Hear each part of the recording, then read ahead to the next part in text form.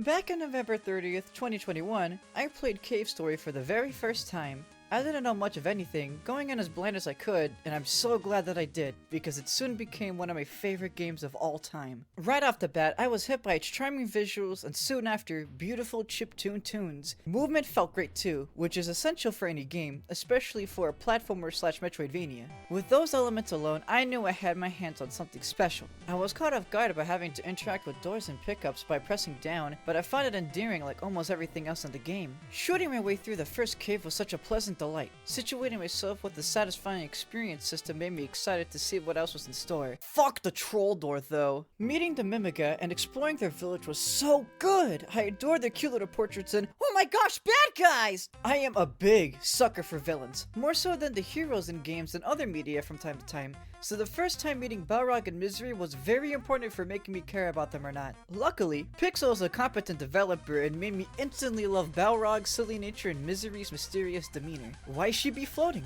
What are their goals? Why do they need the funny bunny people? Giving a good taste of what you, the player, is up against while also keeping you guessing is the best way to write any antagonist, goofy or otherwise. Hell, to this day, I still don't know what Balrog even is. And if you say soap, he either is the most nastiest bar of soap of all time or your eyes aren't working like they should. Continuing through the various locales, I am constantly hit with whimsical bops and intriguing places while providing fun but tough platform shooting gameplay that I adore. If there is one thing I didn't utterly love about CaveStory, it'll be the story, but that doesn't mean that I think it's bad. There are times where I was invested in the plot and other times where it took a backseat and the gameplay carried my enjoyment. But with gameplay this good and endearing, and the various highs of the adventure throughout, it's all I really needed. Before continuing on, I'll be talking about the later spoilery parts of the game, so if you somehow haven't played CaveStory yet and any of this sounds good to you, go play it already. The original version is free and the Steam Enhanced port is only $15 USD. If you already got the good ending or you don't really care,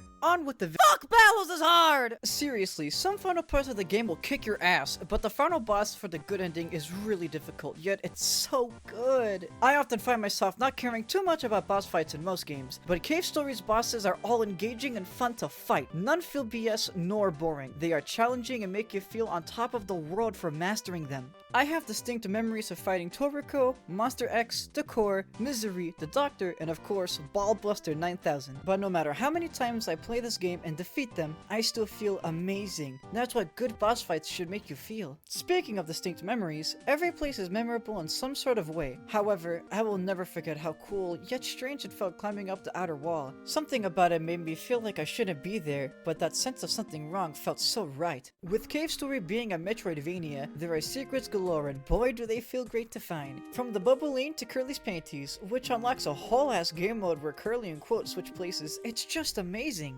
Oh, and the weapons? Getting the spur late game and mowing down enemies, upgrading your weapons for their attacks to get stronger and better in a non-grindy way, King's Spirit showing up to do a great AoE attack when his sword is max level, it's beautiful. I don't think there's any debate about it. To the Bushlands, to Sand Zone, all the way through the Bloodsaint Sanctuary, I loved my time with this game, and not only come to understand the passionate community surrounding it, but grow my own undying love for it as well. Thank you so much, Daisuke Amaya, for making this spectacular experience. It will forever have a special place in my heart. Special thanks to Punish Nook for getting me into CaveStory. This video wouldn't even exist if he hadn't egged me on to play it. Additional special thanks to Nerdio for being my favorite CaveStory content creator. If you want more CaveStory goodness, you should check him out. Links to him and Snook's social media pages in the description. Thank you for watching and take care.